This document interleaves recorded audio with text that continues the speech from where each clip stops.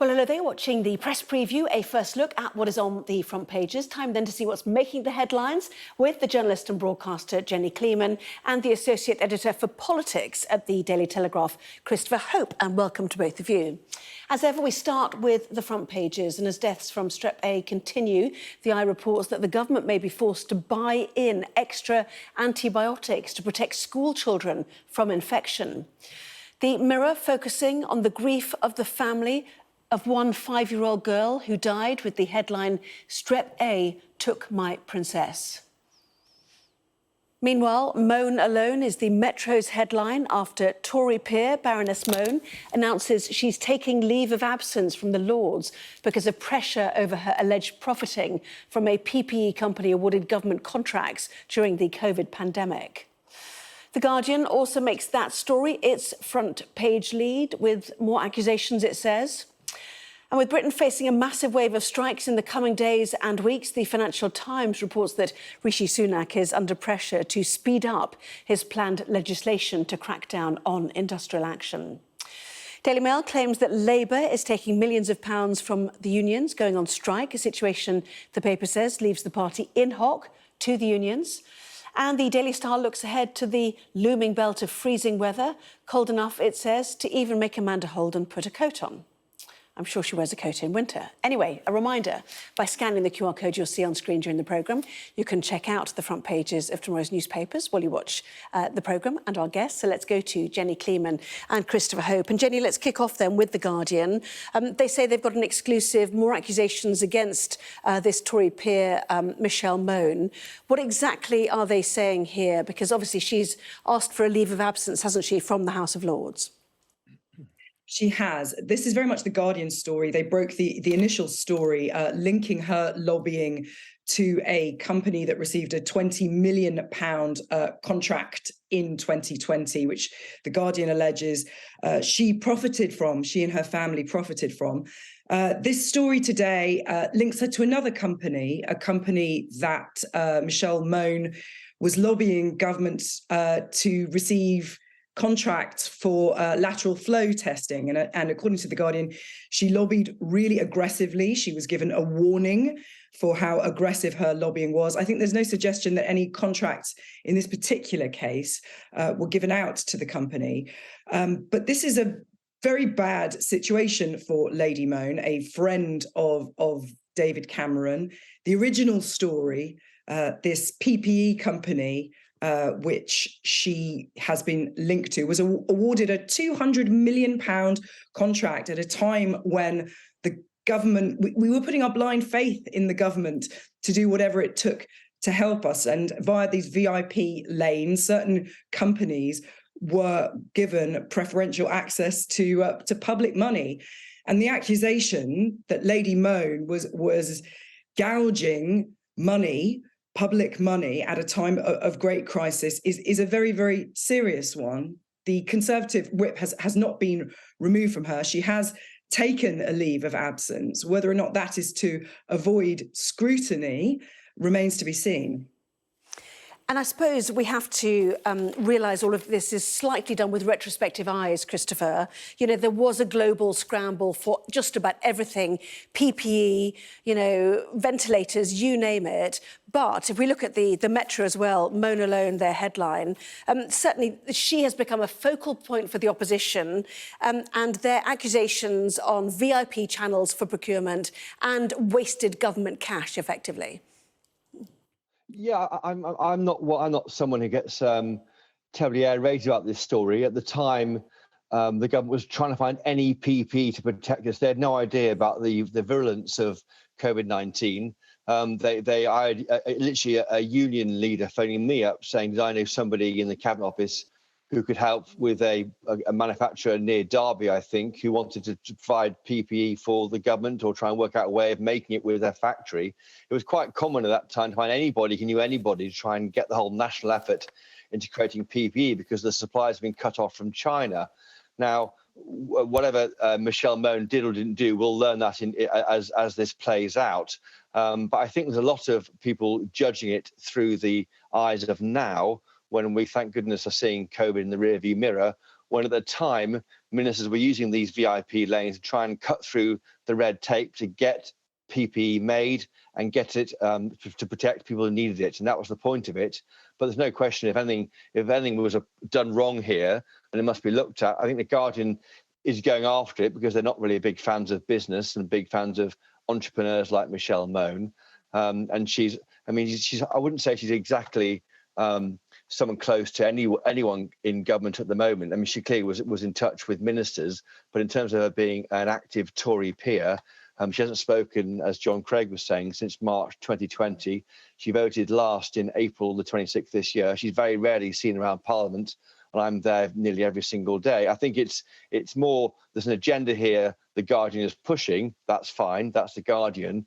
But I think that at the time, it was quite understandable why anyone was using any way to get things done to try and save lives. Yeah, go on, Jenny, quickly. You've been shaking your head.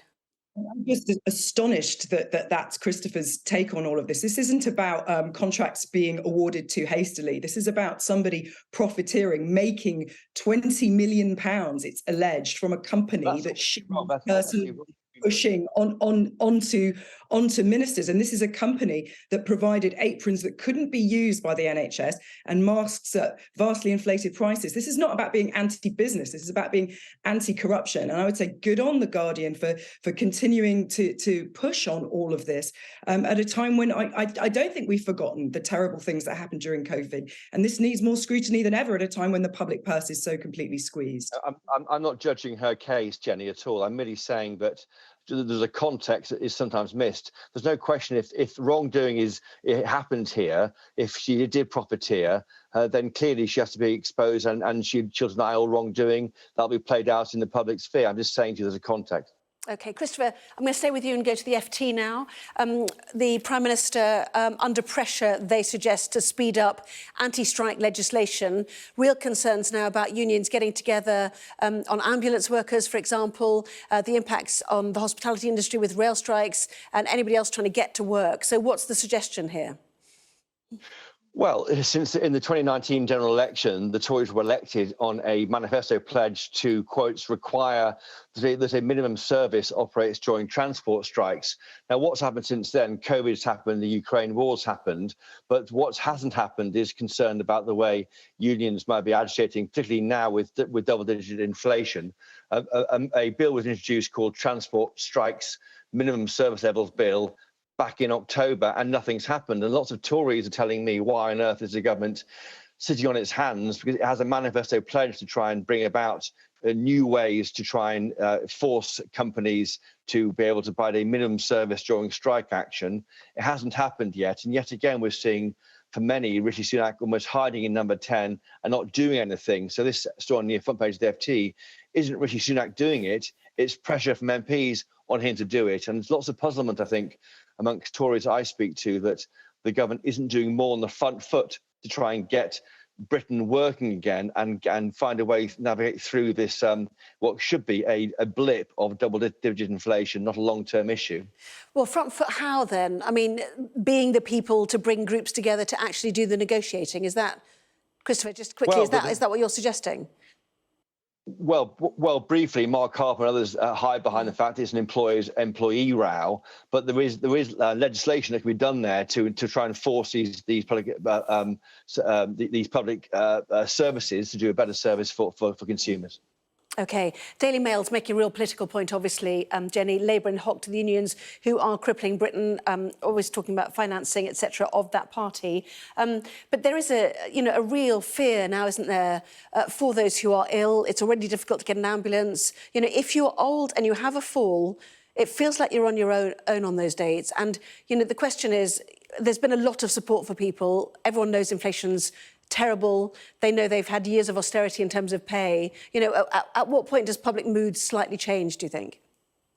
Well, I think, you know, the basic functioning of the country is under threat. Basic things we took for granted, that if you ring for an ambulance, someone will take the call, that a nurse will look after you, that if you post a letter, it will arrive, that your train will eventually arrive. These things we can no longer take for granted, that if you go on a flight, that your bag may be there to meet you at the end of it.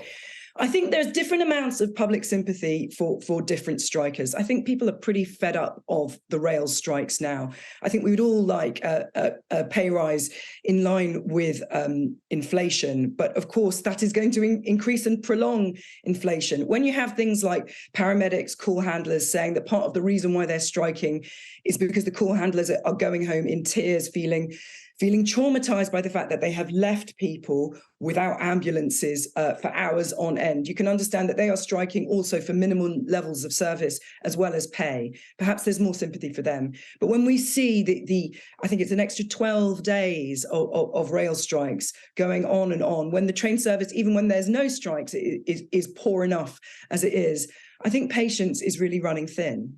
Yeah, and we're waiting to hear about Border Force staff as well. You know, one suggestion, I think, elsewhere in the Telegraph suggesting that flights could be cancelled.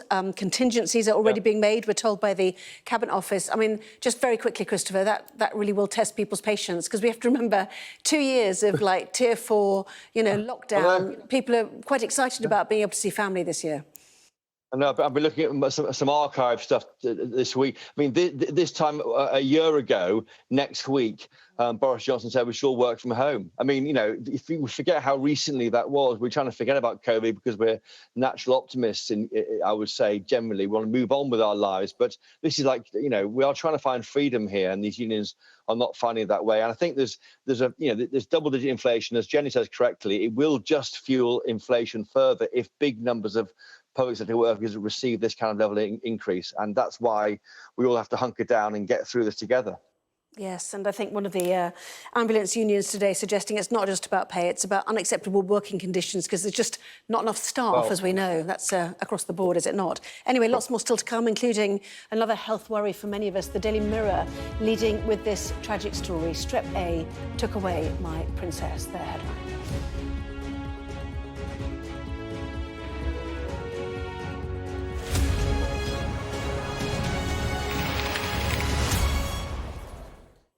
Well, welcome back. You're watching the press preview with me once again, journalist and broadcaster Jenny Kleeman, and the associate editor for politics at the Daily Telegraph, Christopher Hope. Welcome back to both of you. Jenny, I'm going to come to you again first, if you don't mind, simply because I know one of your children's been in a class with Strep A, with scarlet fever, effectively. So take us through the coverage tonight. The Daily Mirror, one very sad tale, and the Eye talking about antibiotics, if they can be got hold of.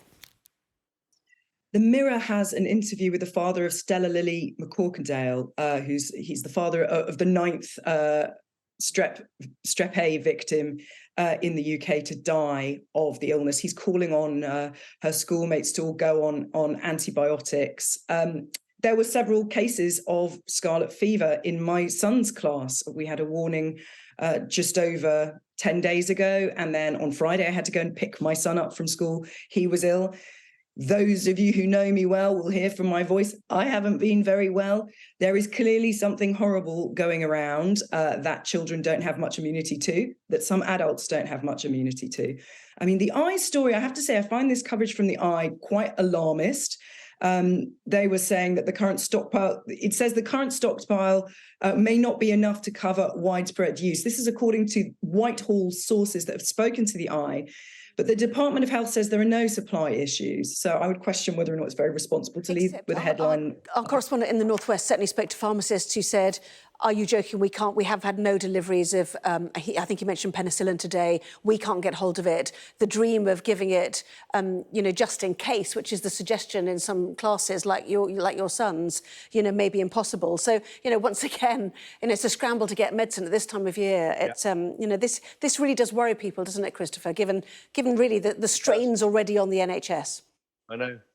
And also in this case, in this Daily Mirror article, this excellent article about this guy, this father, Robert McCorkindale, he took his daughter to the hospital 3 times in 3 days before she was admitted.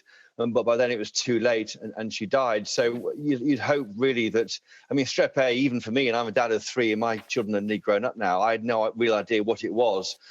there's suggestions that it's growing because children were kept apart and they couldn't have this natural immunity, and so it might all go back to the lockdowns we've been through over the past 2 years. But I think this is all really vital. Everyone reads about this as parents; they know what it is. As Jenny's saying, find out what's wrong, and any worries, act on it. I mean, the idea of more antibiotics is maybe not a good thing unless they are required. That's all I'd say about that, because we need to have less in our bodies than more.